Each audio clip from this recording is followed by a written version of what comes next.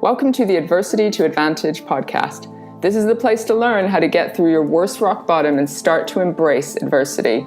I'm your host, Petra Belzebor. I'm a therapist and a life coach, but my biggest learning is from my own rock bottom. My story includes being raised in a cult, dealing with depression, anxiety, suicidal thoughts, and alcoholism. But along the way, I've learned to turn my entire life around to one of success, joy, and fulfillment. So in this podcast, I'll be talking to people from all walks of life who've done the same. I'll be teasing out the skills and tools necessary, as well as using my own experience to teach you how to turn your adversity into your biggest advantage.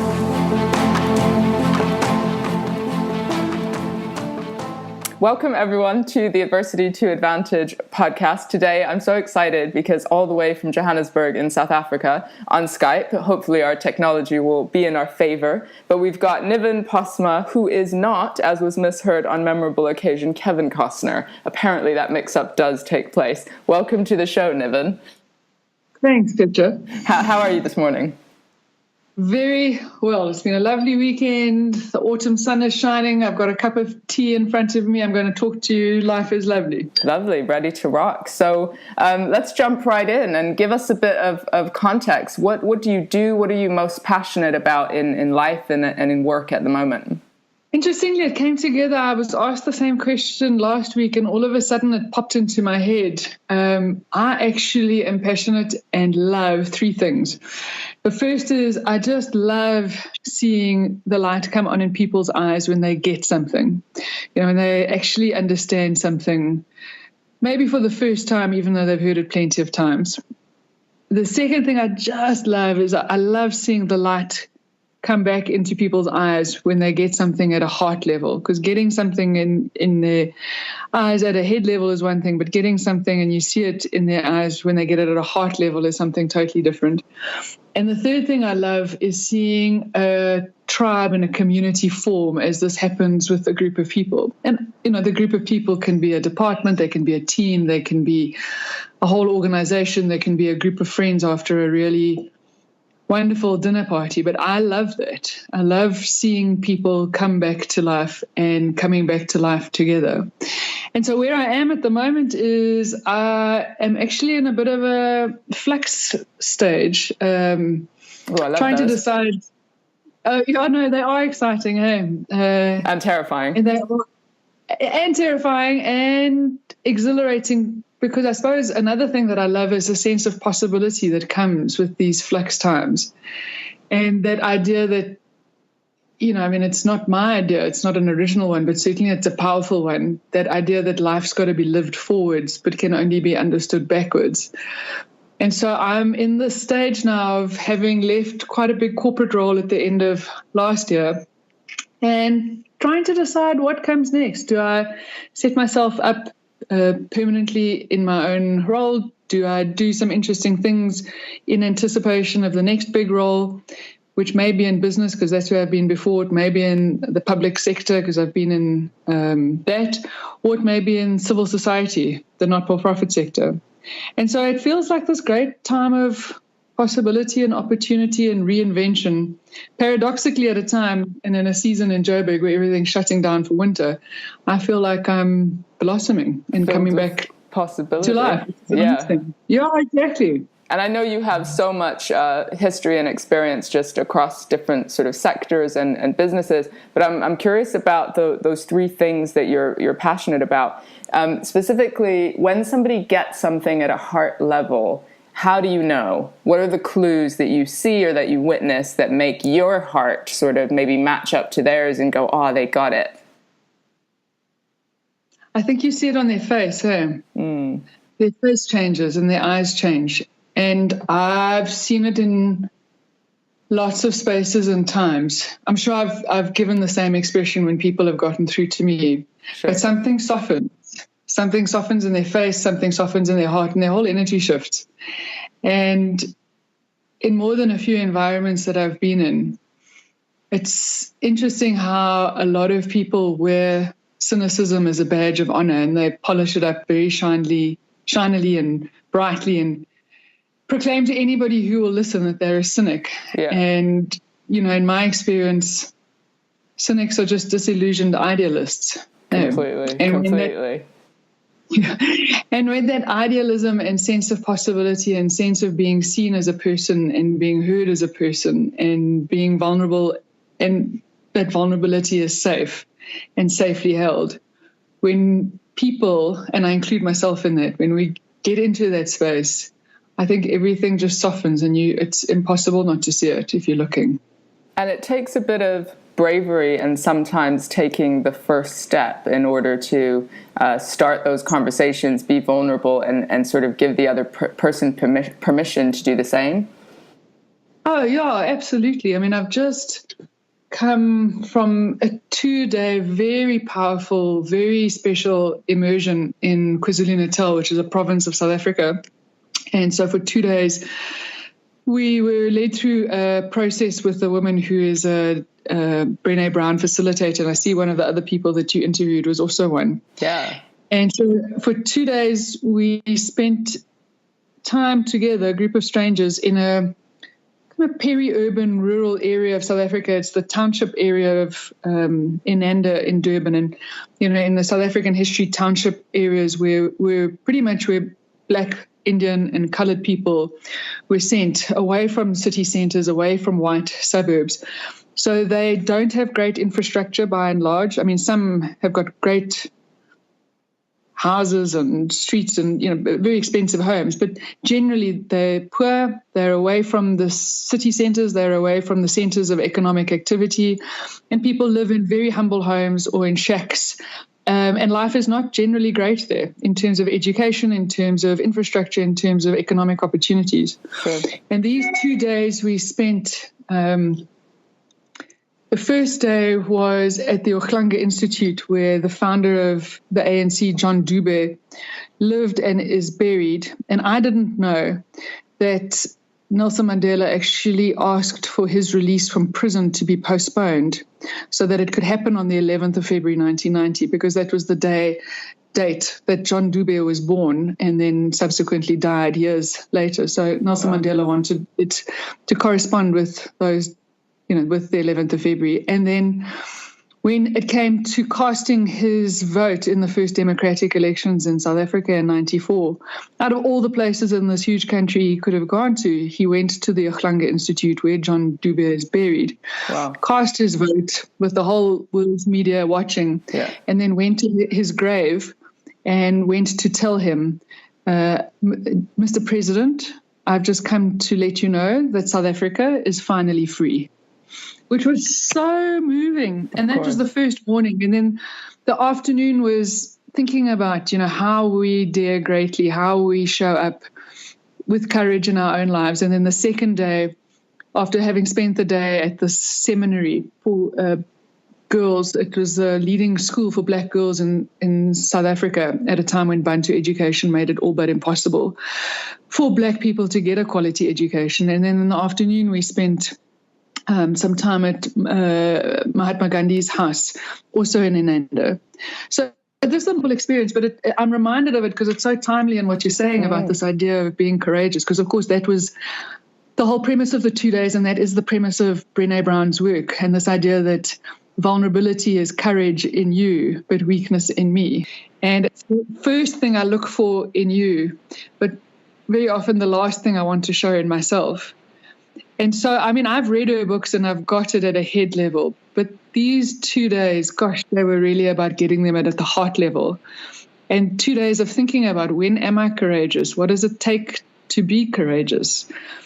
Because it's different for different people. Oh, absolutely. And the point that I was sharing was, I've done some interesting things in my life and people have said, gosh, that's really brave. To which I've had no choice but to honestly respond that actually it's not been brave for me, because I haven't been afraid of that.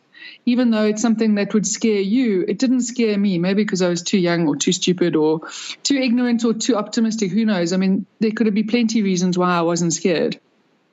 But there are things that scare me deeply.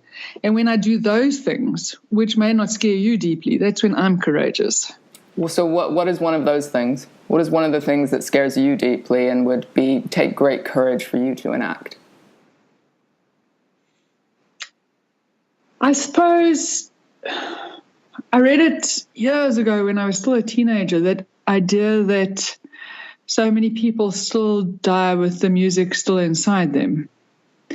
And that incredible Marianne Williamson quote, which is often attributed to Nelson Mandela and, wrongly attributed to him, that we're not afraid of our darkness, we're afraid of our light.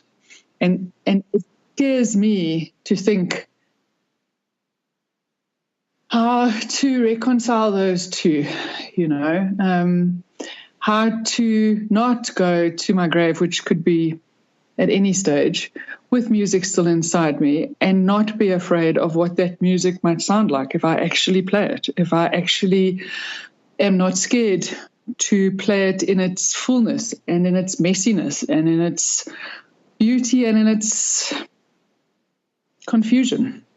That scares me. Leaving a job without another job lined up doesn't scare me. Backpacking when I was young by myself doesn't scare me. That scares me. And that thought that I might not. And the thought that there are things that I can't not do, and yet I step away from them. Oh my God, this resonates with me so much, like not being scared of the darkness, but of the light. I did a talk last week at a big bank, and it was Mental Health Awareness Week. And I'd had this talk prepared, and I expected there to be about 300 people in the room, and they were filming it. And then I said, "Oh, hey, can I get a copy of the film?" And they said, "Oh yeah, sure. Don't worry, it's being live streamed on YouTube." And so I was prepared to be quite vulnerable and tell a lot of my story to this group of 300 people. What I wasn't prepared to do was be quite vulnerable and tell my story to possibly the world, whoever wants to watch it forever and all time, And so I was deeply nervous, but I showed up anyway, and went to places that I hadn't gone to in other talks before. And my God, what Brené Brown talks about, the vulnerability hangover the next day. Oh my God, it was stark. I was like, fuck, what have I done? And I was on this platform and I thought, nobody's ever going to hire me again. Like, that's literally what was in my head. I was like, nobody's ever going to hire me. And then interestingly, as always, slowly on social media, people were private messaging me and people were saying, that really touched me, or that really moved me. The COO of the bank said, "Petra, we are so happy that you spoke. Everyone else was sales pitchy and you were real. Can we go for lunch? Let's talk about business." And I'm just like, how has any of this happened? But also, tomorrow evening, I'm doing a talk with an expat community about how to forge meaningful connections, because we can be so good at adapting our behavior to make other people comfortable. But it's actually when we're truly ourselves that we give people permission to truly be themselves. So this is resonating with me and also giving me courage and ideas for the upcoming stuff that I have. But it's such a privilege to be that person that connects other people. So Niven, give us a little bit of context just about your own childhood, your parents. Did the parent society, your education system prepare you for life in the adult world? Gosh, I'm wondering if anybody's ever answered yes to that question from you, Petra. I've had some yes and no's. Really? Gosh. Yeah, but mostly maybe because of perspective of saying it didn't feel like it at the time, but actually I got this from them and it set me on the path to something. So I've had a few people. But yeah, mostly it's like, fuck no. I had to figure this all out by myself. Yeah. I mean, I suppose, my parents were very young when they had me. My mom was 19. My father's 21st birthday was his wedding. Wow. So his 21st party was his wedding. And I popped out, and I think my parents still say they don't quite know what to make of me in the best possible, most loving, most proud way. Sure. They can't quite figure me out, and I think if they prepared me for anything, it was giving me permission to figure it out, knowing that they couldn't really help. So, my parents were huge rebels at school. And I popped along as this really nerdy overachiever academic hotshot, and then I became a head girl in the final year of school, which was a big deal, is a big deal in high school. Sure. And my parents just looked at this with astonishment, thinking, gosh, we don't know what to do with this, but we're very proud of you and congratulations, and we don't know where you came from. Yeah. And then, after school, there was this expectation that, well, because you've gotten good marks and because you've gotten into all these leadership positions, well, you have to go do something remarkable. And I had no idea what to do. I was 17 and I was clueless, as I think most 17-year-olds are, but don't know it because you're so full of confidence in some areas. Yeah. And my mother, bless her, said to me, well, my father had said, listen, if you want to go to university, we can't help because we didn't go to university, so we don't know what to suggest. Sure. And we can't pay for it. We simply don't have the money, so you would have to pay for it yourself. Yeah. And my mother then, in her infinite maternal wisdom, looked at me and said, there was a girl who was the daughter of one of our teachers at school who had taken a gap year and gone to a kibbutz in Israel. And, gap years were very unknown. Apartheid was still in full force in South Africa. So we were a very closed off country. I'd never left the country before. Yeah. And my mom had saved some money from housekeeping. God bless the 80s when women still got housekeeping from their husbands to go buy food and what have you. Yeah. And so she'd saved some money and she said, look, I think you should go. And you've always wanted to go to a kibbutz. Why? I don't know, because I'm not Jewish. I don't have Jewish lineage. But I've always, I think in a previous life, I must have been Jewish because I love the sense of community and the way that Jewish people show up in the world and Jewish friends of mine. So I got on a plane and people were horrified, saying to my parents, but what are you thinking? She's 18 years old and she's only been 18 for 3 weeks and you're sending her overseas by herself to a foreign country. Yeah. Where she knows no one, and she's going to have to figure it out. Are you people insane? Yeah. But they were, I think, incredibly trusting and courageous of me and of the world, and they sent me off, and it was the best thing that they could have done because I came back 2.5 years later for the first time. And I think when I was younger, I certainly wanted my parents to be very clear on what I could and couldn't do, what I should and shouldn't do, and give me all these boundaries and clear limitations. But actually, I think with hindsight, the fact that they trusted me and allowed me to figure things out, as tough as it was at the time, was probably the best gift that they could have given me. So and this idea that... Go ahead. No, sorry. This idea, that give your kids roots and wings. Yeah. Gosh, if parents can get that right, isn't that an amazing gift? Roots and wings. Yes. I'm going back to my childhood in hippie communes, and I left home at 16 and was in Russia at 17. Yes. So I feel like we veered on the side of too many wings, maybe. But equally, it gives you that sense of resilience, character building, ability to thrive no matter what the challenges or adversity. What did your 2.5 years give you? Well, it was in total 4 years because I came back, went for another 6 months, and then went back for another year. Wow. I think it was very much exactly what you said.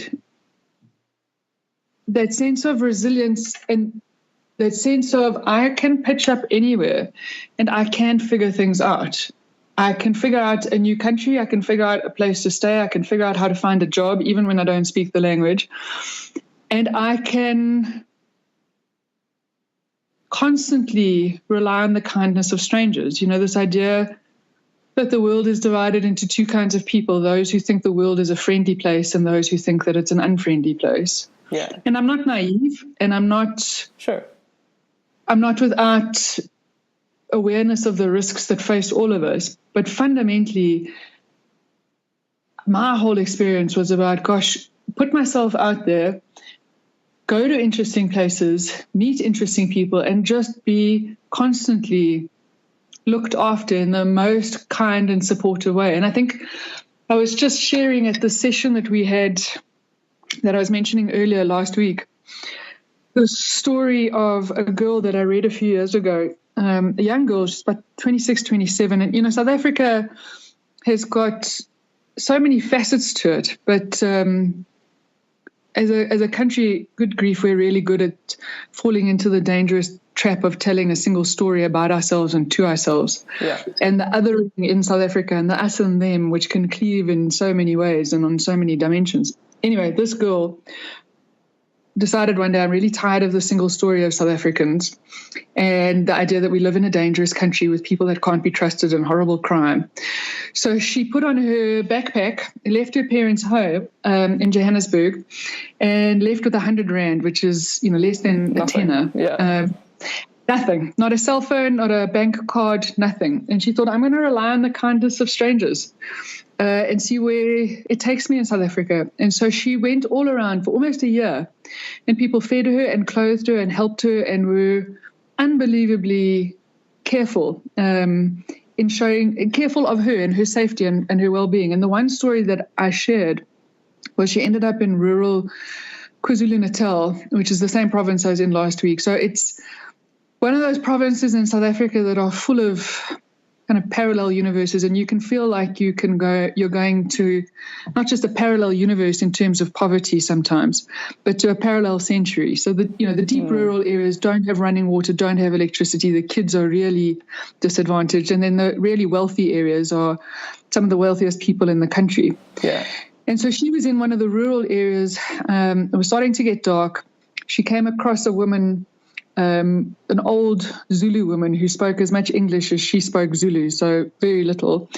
But through sign language and whatever, they managed to understand each other. And this woman was asking her, where are you going? Where are you sleeping tonight? Where do you come from? What's going on? And she had nowhere to sleep yet that night. So this woman took her to her hut and shared what little food she had with her. And they slept on the floor, as is traditional. And they woke up in the morning, and this woman was still very worried about her as she got on the road and was going to head off into the sunrise. And so worried that she went to her garden, not so much a garden, but a piece of open land. And she dug up a 5 Rand coin. And a 5 Rand coin, is worth about 30p. You can't even buy chocolate in South Africa with a 5 Rand. Yeah. That's how little money it is. But I sat there and I thought, good grief, the level of poverty that you are experiencing such that you bury a 5 Rand coin, and the level of generosity that you give the 5 Rand coin to another person and to another woman's child. And so I think I learned all of that, and I was exposed to all of that, and I learned that the world is a huge place, but it's also a very small place, and that people are people wherever you go. We look different, we have different customs and cultures, and we live in different homes, and we eat different food, but fundamentally, people are people, and it's such a cliche, but cliches are just truths told often and again and again. Eh? Absolutely. Amazing. I got chills listening to that story just about kindness and generosity, because I definitely am one of those people that I think, yes, I've been hurt, and yes, I've had pain in my life, but I still choose to trust the world and individuals and have optimism about the kindness of humanity. Do you think those early sort of formative experiences just helped with your, you said it's not courageous for you to leave a job in order to jump into the unknown. Do you feel like those formative experiences gave you that sort of bravery in business? I think so. I think that idea that I will always figure it out, that I'm charting my own path, and that I need to be true to that. I haven't proclaimed a declaration of independence. I'm purely by myself. I'm clearly, like all of us, connected to lots of other people. Sure. But the idea that to thine own self be true, I don't know how not to do that. Oh, I love that. I don't know how not to do that. So take us a little bit further along the journey, and it may coincide with some of those 4 years. But as the theme of the podcast is around adversity, and I refer a lot to the idea of a rock bottom or a catalyst moment that people experience, which allows them to sort of move their lives forward in some way. Do you relate at all to the idea of having a rock bottom, or more generally to adversity in your life? Oh, yeah. Oh, no, absolutely. What comes up for you? I don't know. Yeah, I don't know if it was so much of a rock bottom as a before and after experience. So who I was before and who I was afterwards and who I was going to be capable of being afterwards was not the same. Yeah, it sounds like exactly what a rock bottom might be like for people. Yeah, so for mine, it was an incredibly destructive relationship that I was in probably about, it must be about 17 years ago now. And so I would have been 29. And I know now that relationship was meant to teach me things, but at the time it was incredibly painful. And yes, the thing that really helped me at the time as I tried to navigate something that was quite toxic and unpleasant was I thought back to my parents' marriage. And I mean, my parents were incredibly interesting, decent, lovely people. And they didn't have for a long time a great marriage. And I know it would really devastate and hurt my mom to hear me saying this publicly. But it wasn't great for them. And it wasn't great being a child in the marriage either. And I'm so thrilled that they've found the people that they love now. And I'm so thrilled that they found the friendship that they have in years since they've gotten divorced with each other, because they're both, like I say, incredibly special people. But in this relationship with Stephen, when I was really questioning a lot of things, I remember reading something that said children who come from dysfunctional relationships or who grow up in dysfunctional relationships consciously say, when I'm older, when I'm in a relationship with somebody, God help me, but I'm never going to have that. Yeah. It's going to be completely different. It's going to feel safe and secure and, the complete opposite of what I often feel now as a kid. And so that's the conscious wish. Absolutely. Subconsciously, though, and unconsciously, we repeat they gravitate towards, and they gravitate toward what's familiar. Hey, yeah, absolutely. And so then they repeat a pattern, and I was thinking, but how in heaven's name did I end up in this space? Because I was adamant that I wasn't going to. Sneaks up on you, doesn't it? It does. It does. Isn't that fun? And I suddenly realized, hold on a second. What am I repeating here? And going a level deeper, what am I actually worth here? Because if I carry on like this, I clearly don't think I'm worth a huge amount. And where is this coming from? And so it felt like a real self-awareness to do that by yourself, doesn't it? Without maybe the help of a friend holding a mirror up to your behavior, or a therapist, or someone that you trust. Well, I did actually go to a therapist after we broke up. I broke up with Stephen, and it was, and then I really had to try to make sense of what was going on and what happened there, and why I allowed myself to be in that space. Yeah. And so I got all manner of help from people who loved me and from a therapist.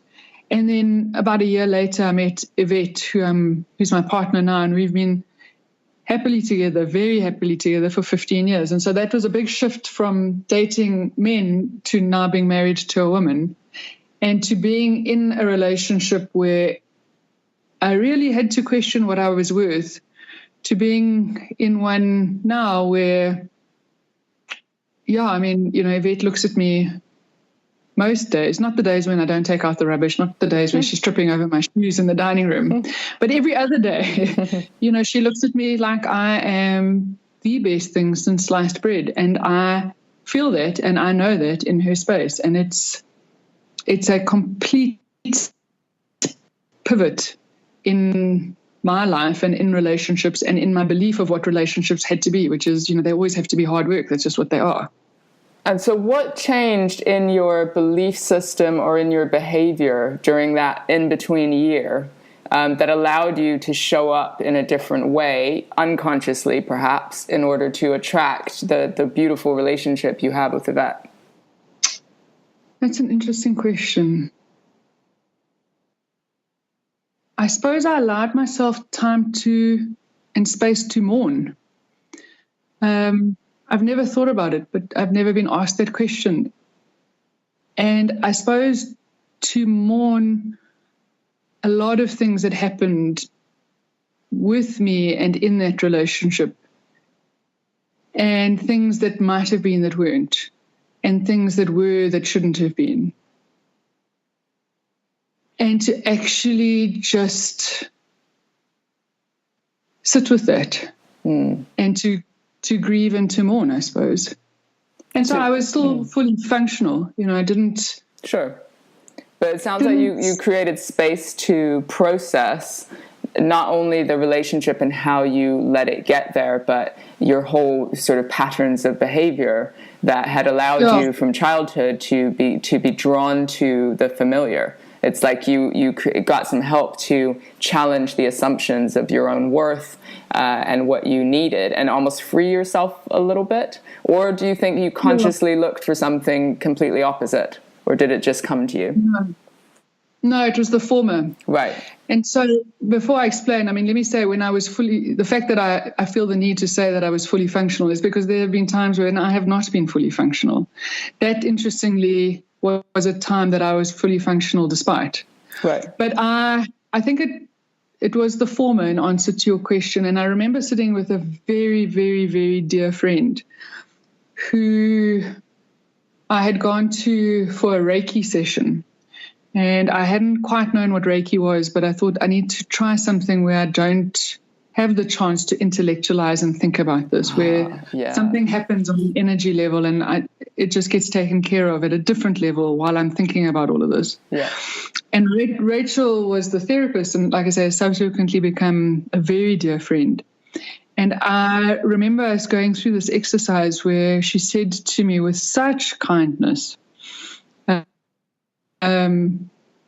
the things that allowed you to get to this stage of your life and the mechanisms and defenses and coping tools that you had to get you to this point in your life, you've got to be proud of that, and you've got to be grateful for that, and you've got to look at the child who developed those and just give her the biggest hug of pride and gratitude and thanks and approval.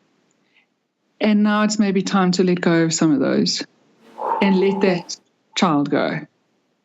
And That's the huge. way you responded was how I was responding, and I thought, okay, maybe I should. Maybe I can. But huge to even imagine that you can, but it's really scary too, because those are the tools and the skills that, brought us to the places that we are in our life, despite the odds or the challenges that perhaps we faced. So letting go or giving yourself permission to think in a different way and breathe into your existence, or even kind of appreciate how far you've come and learn to enjoy the journey rather than just be in a fighting for it phase. That's what's resonating for me anyway. Yeah, and I think there were a couple of things in what Rachel said, to not criticize myself for having mechanisms that had outlived their usefulness, to acknowledge that I needed them to get to this point, but they have now outlived their usefulness. Yeah. And at the same time, I suppose not throw the baby out with the bathwater.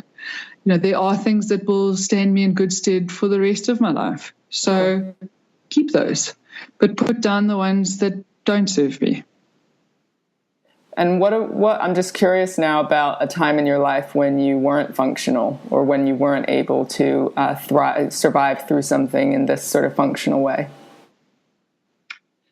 Yeah, so one of the roles that I've had, and I I take my work really personally. So I invest myself hugely in work that I'm doing, and I get enormous meaning out of the work that I do and how it allows me to show up in the world and impact the world. And one of the roles that I had was I was heading up a not-for-profit that looked after orphaned and vulnerable children in South Africa after the HIV crisis pretty much decimated South Africa, and it's getting better now, but we still have upwards of 1.5 million orphaned and vulnerable children in this country. And so this not-for-profit provided all manner of care to about 26,000 kids a day through 2 provinces. And I was the first CEO of it. It had been started by a plastic surgeon, Greg Ash, who felt he needed to do something in South Africa, and it suddenly became incredibly successful in terms of funding. So there was all kinds of money and support flowing in, and no processes or systems to hold the team together, to know what we were doing, to report to donors. And so they brought me in as a CEO to do that. And at the same time, we were really battling with my mom being incredibly sick. And I managed to hold it together for quite a while. But eventually I had to go to my board of directors and say, I can see that if I take one more step forward, I'm going to fall off of a cliff of burnout. And it's going to take a long time for people who love me to put the pieces back together, because I have no more reserves. And there are plenty of people who can cope with this kind of emotional strain. I'm just not able to cope now. And it was such an incredibly sad thing to say, but it was also such a relief, because for so long I'd been using all the energy that I had to spare to tell myself, who do you think you are to be taking strain running this organization? You're dealing with kids who at 13, 14, 15 are heading up households, taking care of their siblings. You're working with women whose children are all dead, and so they're the grandmother having to take care of their grandchildren on a pension which wouldn't keep me alive for 2 days in Johannesburg. So who the hell do I think I am to be taking strain? I'm educated. I'm being paid to do this. I've got all kinds of support. And that relief on the day when I actually just said, okay, so, I don't know who the hell I think I am, but I am actually finding this impossible. And it might be self-pity, and it might be inexcusable, given that this for other people is their life. It's not just a job that they can walk away from. But I have to accept that this is how I'm feeling. So what were the clues, though, that made you feel that way? Because that's incredibly brave, scary, humble, in the sense where you would have been at a crisis point in order to put yourself in the position to say those things, I imagine. So what were the clues in your body or your own mind that this was going on for you? I think it was the sense of kind of daily despair and just feeling like I was putting on my armor every day to try to cope. And it was interesting that your first question was around what were the clues in your body, because I take what my body is telling me incredibly seriously, because it's not just a figurative expression, but it's a literal truth, the things that happen. Well, especially if you're talking about burnout. No, so I'm talking about a couple of things. So I had put on an enormous amount of weight. And one day I looked at myself, and it wasn't because I was exercising any less or eating any more. And I just looked at myself the one day with some degree of compassion, and I just thought, what's going on here? And I thought, I am literally carrying too much, and I can see it in my body. And I've seen the truth of the opposite a few years ago when something horrible happened and I lost an enormous amount of weight. I became dangerously thin. And I looked at myself and I thought, now what's going on here? It's all evidence, isn't it? Yeah. Yeah. And I thought in that instance, I was literally eating myself up about what had happened. And so I think it was all manner of things. I think it was that sense of despair rather than delight at having to try to cope with another day and feeling like we were never going to make an impact. I was never going to make an impact in this enormous challenge. And the physical signs that were becoming glaring for me. And then just the care and concern of people around me saying, not sure that you're coping at your best at the moment. And so my board was incredible. And they said, okay, we get it. So I had to caretake the organization for a while until we could find another CEO. And then basically I took a year off to read. I did absolutely nothing except read. I didn't do consulting work. I didn't travel. I just read.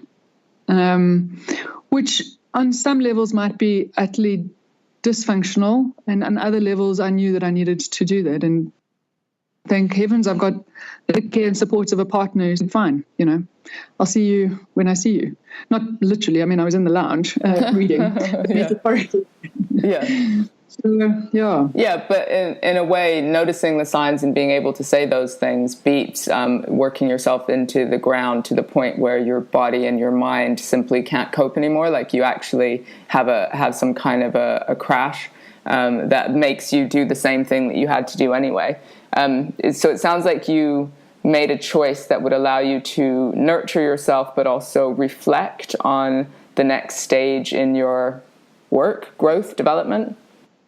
Yeah, life. Yeah. Yeah.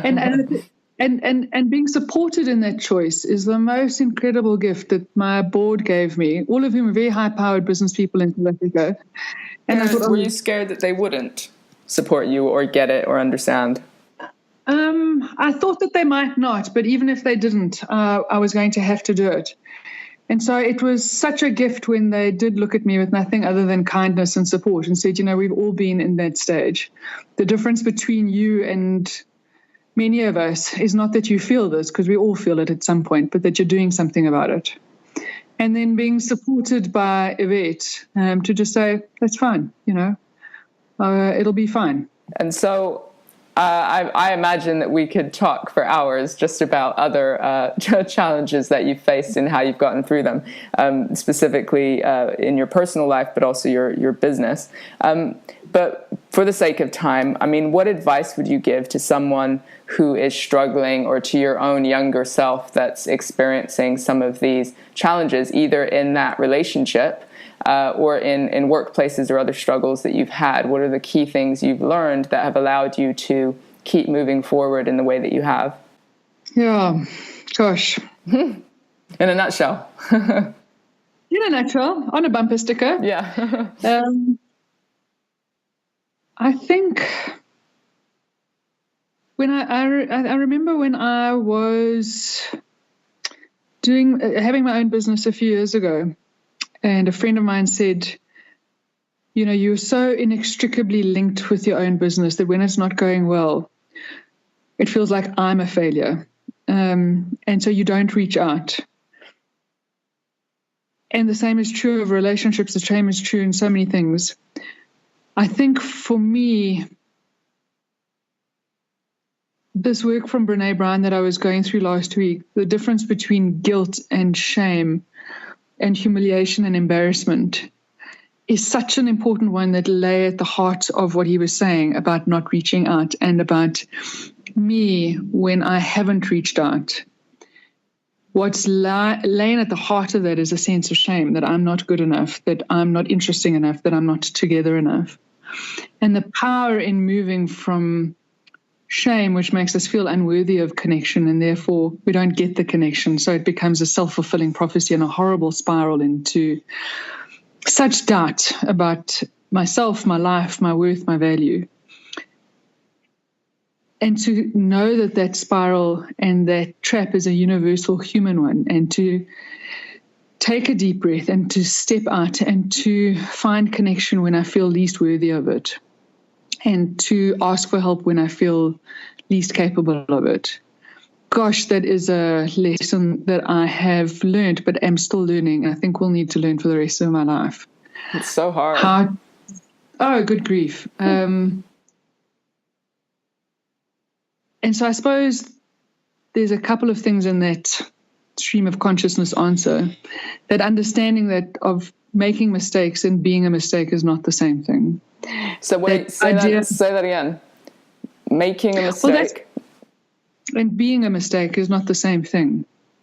That's so deep. Which is, yeah, and I mean, that's Brene Brown's work, right? The difference between guilt at a mistake that you've made and shame for feeling that you were a mistake.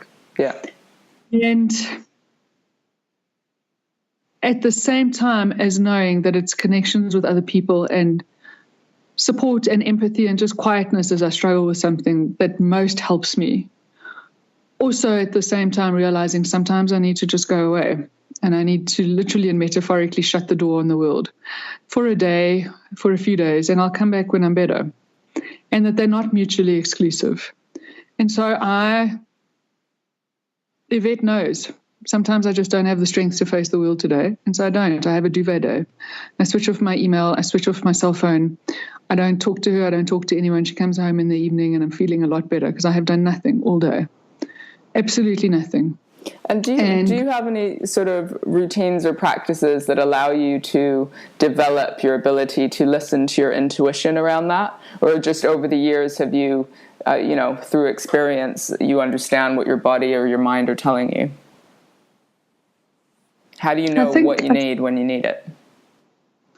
Yeah, I think it's a bit of both. A friend of mine talks about the anchor habits that we all need to have in our life. As things go crazy around us, what are the things that anchor us?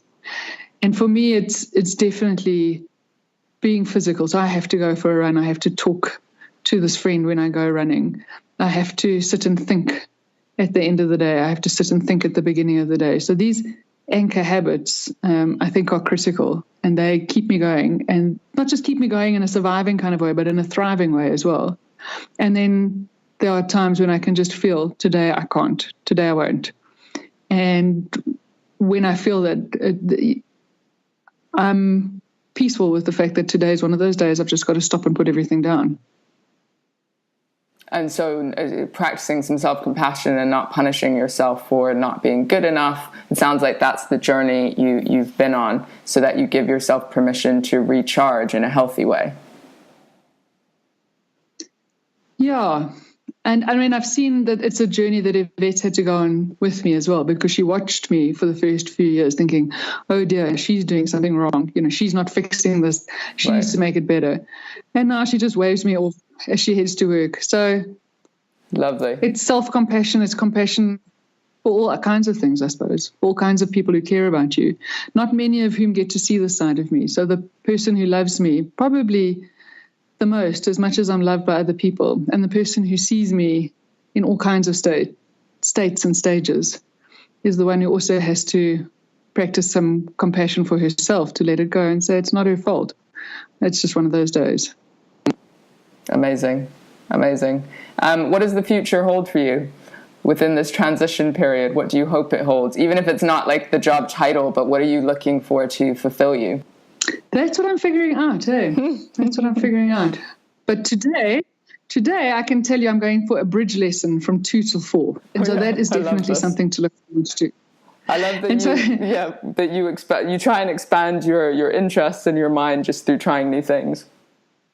Yes. And so I don't know, but I will know in a while, and it'll be lovely when I do.